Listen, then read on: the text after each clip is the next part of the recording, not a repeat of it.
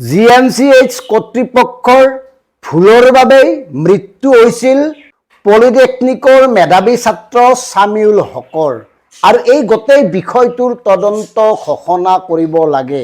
আপোনালোকৰ মনত আছে নহয়, একমাহ হোৱাই নাই এই যে ছামিউল হক ল'ৰাজন দিনত পঢ়িছিল, ৰাতি কাম কৰিছিল আৰু এই যে মাতাল নন্দিনী নামৰ এগৰাকী অভিনেত্ৰীয়ে তীব্ৰ বেগত গাড়ী চলাই খুন্দিয়াই পলাই গৈছিল, সেই ছামিউল হকৰ মৃত্যুৰ কাৰণ হ'ল জিএমচিএইচৰ চিকিৎসকৰ অৱহেলা আৰু অৱজ্ঞা। গতিকে জিএমচিএইচৰ দায়িত্বত থকা মাননীয় মুখ্যমন্ত্ৰী ডক্টৰ হিমন্ত বিশ্ব শৰ্মা ডাঙৰীয়াই সেই ঘটনাটোৰো তদন্ত ঘোষণা কৰি দোষীক তাৎক্ষণিকভাৱে শাস্তি দিয়াৰ ব্যৱস্থা কৰিব লাগে। তেতিয়াহে আপোনাৰ প্ৰতি সাধাৰণ জনতাৰ আস্থা অটুট থাকিব। কাৰণ প্ৰথমতে ছামিউল হকৰ আত্মীয়ইনো কি কৈছিল সেই কথাটো শুনকচোন। আমাৰ জিএমচিএইচক মই জনাব বিচাৰিছোঁ, বিশেষকৈ 3 দিন এনে পেচেণ্ট এটা কেৱল বেল্ট বান্ধি পেলাই থৈ দিছে। নিউৰলজিষ্টৰ ডক্টৰে 3 দিন আমি বিচাৰি নাপালোঁ। তাৰপিছত উপায়হীন হৈ আমি মাটি বাৰী বেছি হ'লেও ইয়াতে এডমিট কৰালোঁ। তাৰপিছত অলপমান কিবা ট্ৰিটমেণ্ট হৈছিলে, বাকীটো তাৰ শক্তিখিনি শেষ হ'ল, তেতিয়ালৈকে সি আৰু যুঁজ কৰিব নোৱাৰিলে। গতিকে ভাবক, 3 দিন তেনেকে পেলাই থৈছিল, নিউৰলজি বিভাগৰ ডক্টৰে পোৱা নাছিল কিয়? কোন আছিল নিউৰলজি বিভাগৰ দায়িত্বত? কিয় এগৰাকী চিকিৎসক সেইখিনি সময়ত নাছিল? গোটেই বিষয়টো তদন্ত কৰাটো দৰকাৰ যদিহে অসমৰ সাধাৰণ জনতাৰ কথা আপোনালোকে ভাবে।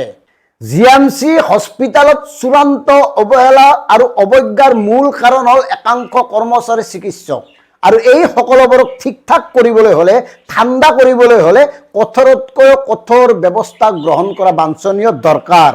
এই যে 4 দিনীয়া শিশুটো ঢুকাই থাকিল, মৰি থাকিল বিচনাৰ পৰা পৰি, তাৰপিছত এনে অনেক কথা পোহৰলৈ আহিছে। আনকি অসমৰ একাধিক সাংবাদিকেও নিজৰ অভিজ্ঞতা শ্বেয়াৰ কৰি ফেচবুকত মন্তব্য দিছে, কেনেকৈ তেওঁলোকে অৱহেলা অৱজ্ঞাৰ সন্মুখীন হৈছিল।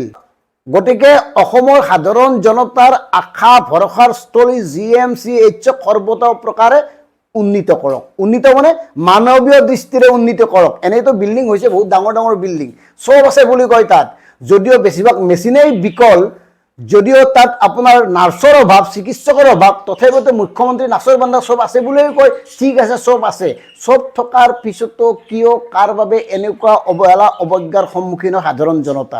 আৰু মুখ্যমন্ত্ৰী ডাঙৰীয়াই কেইদিনমান আগতে কৈছিল যে ইয়াত বৰপেটা ধুবুৰীৰ পেচেণ্টহে বেছি, তেওঁলোক নাহিলে বেছি পেচেণ্ট নাহে, মানে এক তাচ্ছিল্যসূচকভাৱে এটা বিশেষ সম্প্ৰদায়ক টাৰ্গেট কৰি কথাখিনি কৈছিল। গতিকে আমি সুধিব খুজিছোঁ, সেইকাৰণে মেডিকেল কৰ্তৃপক্ষই এই সুযোগ লৈছে নেকি? যদি এনেকুৱাই হয় তেতিয়াহ'লে এয়া চূড়ান্ত ধিক্কাৰজনক, লজ্জাজনক আৰু এয়া গৰিহণাৰ যোগ্য। আৰু আমাৰ স্পষ্ট কথা, বিভাগীয় মুৰব্বীসকলক সময়ে সময়ে সলনি কৰি থাকক।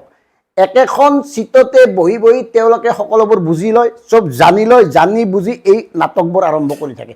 গতিকে নতুনক দায়িত্ব দিয়ক, দায়িত্ববোৰ সময়ে সময়ে সলনি কৰি থাকক। কিয় অচ্যুত বৈশ্য ডাঙৰীয়াক ইমান দিন একেটা পদতে ৰাখিবলগীয়া হৈছে? গতিকে এই সকলোবোৰ কথা কিন্তু অসমৰ সাধাৰণ জনতাই লক্ষ্য কৰি আছে। আৰু আপোনালোকে এই যে স্বাস্থ্য খণ্ডৰ উন্নতিৰ কথা কয়, আৰু এই উন্নতি যে চূড়ান্ত ভেকভাওনা ইতিমধ্যে প্ৰমাণ হৈ গৈছে। জিএমচিএইচৰে এই অৱস্থা, ৰাজ্যৰ বিভিন্ন জিলা সদৰত অৱস্থিত হস্পিটেলবিলাকৰ আৰু কি অৱস্থা ভাবক। ভেণ্টিলেটৰ মেচিন কিমানত আছে? কিমানত আছে পৰ্যাপ্ত ICU, বা কিমানত আছে পৰ্যাপ্ত ব্লাড বেংক? এই কথাবোৰ যদি আপুনি বিবেচনা কৰে তেতিয়াহ'লে দেখিব অসমৰ বিভিন্ন প্ৰান্তৰ সদৰবিলাকত, মহকুমাবিলাকত অৱস্থিত হস্পিটেলৰ বেছিভাগৰ অৱস্থাই শোচনীয়। উপায় নাপায় তাত মানুহ গৈছে, সাধাৰণ মানুহ গৈছে, দুখীয়া মানুহ গৈছে, কাৰণ ডাঙৰ মানুহবিলাকতো তাত নাহেই। ডাঙৰ মানুহবিলাকৰতো পিঠিৰ বিষ উঠিলেও অসমৰ বাহিৰলৈ গুচি যায়। সি অখিল গগৈও হ'ব পাৰে, তপন গগৈও হ'ব পাৰে, বা হস্পিটেলৰ ছুপাৰিণ্টেণ্ডেণ্টো হ'ব পাৰে। তেওঁলোকৰতো অসুবিধা নাই, চৰকাৰী খৰচত গুচি যাব। গতিকে মৰণ হ'ল সাধাৰণ জনতাৰ। সেই সাধাৰণ জনতাৰ কথা কোৱা মাননীয় মুখ্যমন্ত্ৰী ডাঙৰীয়াই এই সকলোবোৰ কথা ঠিক কৰক। আৰু আমি বাৰে বাৰে সেইকাৰণে কৰোঁ, এই ছামিউল হক তেখেতৰ আত্মীয়ৰ অভিযোগৰ আঁত ধৰি গোটেই বিষয়টো অনুসন্ধান কৰক। কিয় নিউৰলজিকেল ডক্টৰ নাছিল? কিয় অৱহেলিত হৈছিল? কিয় অৱজ্ঞা হৈছিল? কিয় 3 দিন তেনেকৈ পেলাই থৈছিল? আৰু কঠোৰ শাস্তি দিয়ক যদি অসম আৰু অসমবাসীৰ কথা ভাবে, সাধাৰণ জনতাৰ কথা ভাবে। এনে কলাই বকচে সাধাৰণ জনতাক দেখুৱালে নহ'ব। কাৰণ আপুনি সকলো সময়তে জিএমচিএইচত থিয় হৈ থাকিব নোৱাৰে। আপুনি নথকাৰ সময়তো যাতে আপুনি থকাৰ দৰে জিএমচিএইচৰ চিকিৎসক, নাৰ্ছ বা অন্যান্য কৰ্মচাৰীসকলে সঠিকভাৱে দায়িত্ব পালন কৰে, তাৰ ব্যৱস্থা এটা কৰক। ধন্যবাদ।